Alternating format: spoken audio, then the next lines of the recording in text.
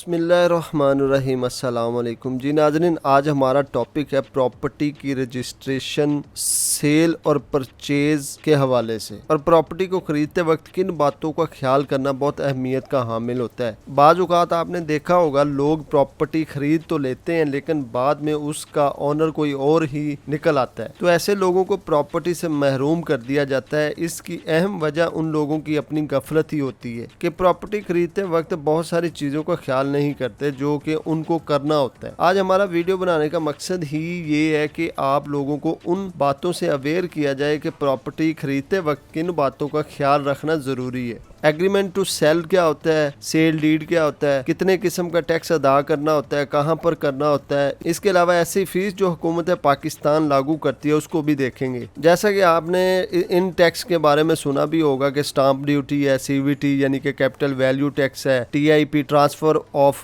Immovable property है, advance tax है, capital gain tax है। इन सब को आज हम डिस्कस करेंगे। नाज़रीन, अगर आपने हमारा चैनल अभी तक सब्सक्राइब नहीं किया तो सब्सक्राइब कर लें और साथ ही बेल आइकन का बटन भी प्रेस कर दें ताकि हर आने वाली वीडियो आप तक पहुंच सके और आपको फ़ायदा हो सके। नाज़रीन, सबसे पहले तो जब आप कोई प्रॉपर्टी खरीदते हैं तो उसकी रजिस्ट्रेशन करवाना कंपलसरी होती है। प्रॉपर्टी की रजिस्ट्रेशन के हवाले से रजिस्ट्रेशन एक्ट की सेक्शन 17 के तहत ये बताया गया है कि ऐसे कौन से दस्तावेजात हैं यानी कि डॉक्यूमेंट्स हैं जिनको रजिस्टर्ड करवाना कंपलसरी होता है। ये हम आने वाली वीडियोज में इनको डिटेल में देखेंगे। रजिस्ट्रेशन करवाने का मकसद ये होता है कि कोई भी राइट जब ट्रांसफर करने हो किसी भी डीड के जरिए तो आपने उसको रजिस्टर लाजमी करवाना होता है, यानी ऑनरशिप राइट्स जो हैं उनको ट्रांसफर किया जाता है। उसका बहुत अहम मकसद ये होता है जिसके नाम पर ऑनरशिप राइट्स होते हैं वो दूसरे के नाम पर ट्रांसफर कर देता है और अब इसकी लीगल वैल्यू हो गई है और गवर्नमेंट के रिकॉर्ड में अब ये फलां बंदा इस प्रॉपर्टी का मालिक व काबिज है। इसके बाद है ऐसी प्रॉपर्टी को कौन रजिस्टर्ड कर सकता है, ये भी आपको बताते हैं कि रजिस्ट्रेशन अथॉरिटी किन के पास होती है। रजिस्ट्रेशन अथॉरिटी गवर्नमेंट अपॉइंट करती है जिनको रजिस्ट्रार और सब रजिस्ट्रार कहा जाता है और ये हर जिला और तहसीलों में अपॉइंट किए जाते हैं। प्रॉपर्टी के हवाले से जितनी भी डीड्स होती हैं वो रजिस्ट्रार और सब रजिस्ट्रार ही रजिस्टर्ड करते हैं। इसके बाद जब भी आपने कोई प्रॉपर्टी खरीदनी है या फिर कोई भी प्लॉट खरीदना है उस प्रॉपर्टी या प्लॉट को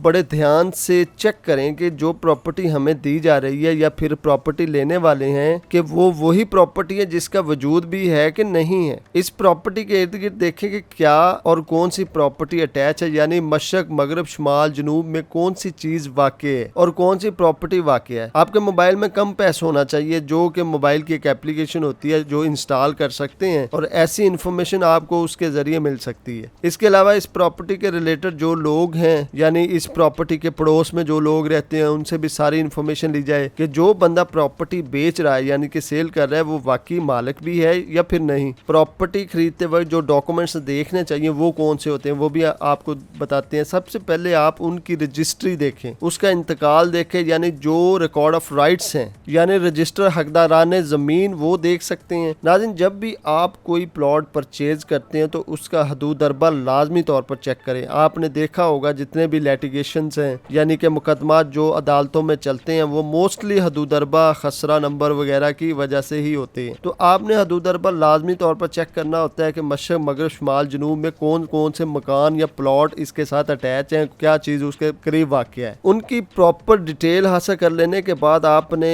प्रॉपरली ही उनको दर्ज भी करवाना होता है ताकि नेक्स्ट आप किसी भी लिटिगेशन या मुकदमाबाजी से महफूज रह सके। इसके बाद आपने डिमार्केशन के लिए एप्लीकेशन फाइल करनी होती है जो फौरी करनी चाहिए। अब डिमार्केशन की एप्लीकेशन कहाँ पर देनी होती है, असिस्टेंट कमिश्नर को डिमार्केशन होती है। इसके बाद वो उसकी निशानदही करेंगे यानी आपको कंफर्म करेंगे कि जो प्लॉट वगैरह आपको दिखाया गया है जिसके बारे में आपको बताया गया क्या वाकई वही प्लॉट है या नहीं। इसके अलावा जब भी आप कोई प्रॉपर्टी खरीदते हैं तो थर्ड पार्टी को इन्वॉल्व ना करें, यानी रुपए पैसे का लेन देन करना हो तो डायरेक्टली तौर पर मालिक जायदाद को बुलाएं। अगर कोई प्रॉपर्टी डीलर भी लेकर दे रहा है फिर भी जो असल मालिक है उसको बुलाएं और उसको पेमेंट करें, यानी जो बयाना वगैरह करना है उसके बाद लीगल फॉर्मेलिटीज को पूरा करवाएं। बाजुकात प्रॉपर्टी डीलर ही फ्रॉड कर जाते हैं, आपसे बयाना लेकर कहते हैं कि प्रॉपर्टी उन्होंने मुझे ही दे रखी है और इसी तरह की और भी तरकीबें लगाते रहते हैं। तो इनसे खास तौर पर आपने अवॉइड करना है और असल मालिक ही को अपने रूबरू पेश करवा कर रकम की अदायगी करनी होती है। इसके बाद दस्तावेजात, हदूद अरबा, डिमार्केशन और जो फॉर्मेलिटीज बताई गई हैं उनको पूरा कर लेने के बाद मालिक जायदाद को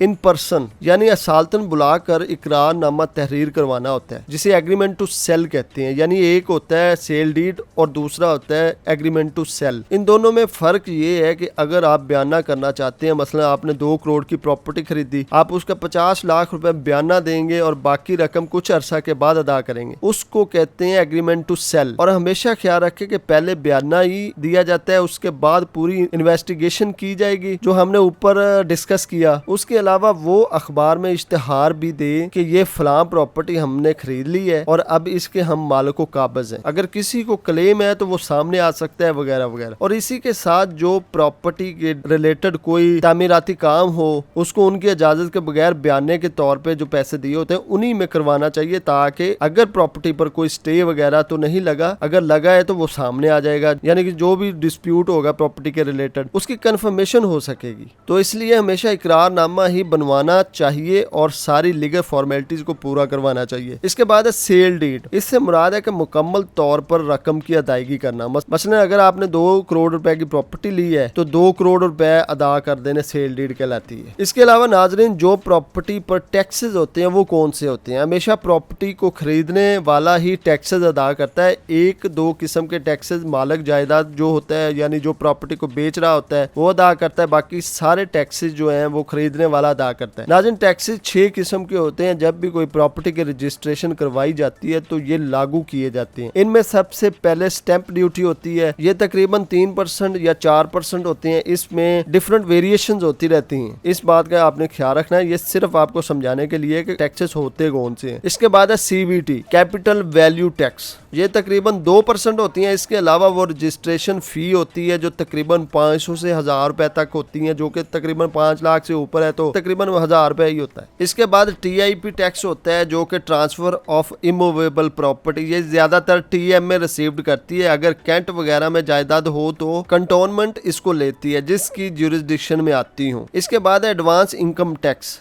ये टोटल सेल्स कंसिडरेशन पर होता है। अगर फाइलर हो तो 1% होता है और अगर नॉन फाइलर हो तो ये 2% होता है। इसके बाद टैक्स लागू किया जाता है वो है कैपिटल गेन टैक्स। ये हमेशा जो सेल करता है वो पे करता है इसको, यानी ये सेलर ने देना होता है। ये तकरीबन 3 साल का दुरानिया होता है। मसलन अगर कोई शख्स कोई प्रॉपर्टी खरीदता है और फिर उस प्रॉपर्टी को तकरीबन 3 साल के दुरानिया में सेल करता है, यानी उस शख्स ने 20 लाख रुपए की प्रॉपर्टी खरीदी, अब 3 साल के अंदर अंदर वो बेच देता है जो कि 30 लाख रुपए में सेल करता है। अब जो 10 लाख रुपए उसने गेन यानी प्रॉफिट हासिल किया है वो उस 10 लाख रुपए पर टैक्स अदा करेगा क्योंकि वो उसने प्रॉफिट गेन किया। ये मोस्टली प्रॉपर्टी डीलर या फिर ऐसा जो कारोबार करते थे लोग, उनके लिए इन्होंने फिर गवर्नमेंट ने टैक्स लगा दिया था। ऐसा टैक्स प्रॉफिट में कंसीडर किया जाता है। तो नाज़रीन, ये तो था मेरा आज का टॉपिक जिसमें हमने बेशुमार चीजों को डिस्कस किया। तो अभी तक आपने हमारे चैनल को सब्सक्राइब नहीं किया तो सब्सक्राइब जरूर करें और साथ ही बेल आइकन का बटन भी दबाएं ताकि हर आने वाली वीडियो से आप मुस्तफीद हो सकें। बहुत शुक्रिया। अल्लाह हाफिज।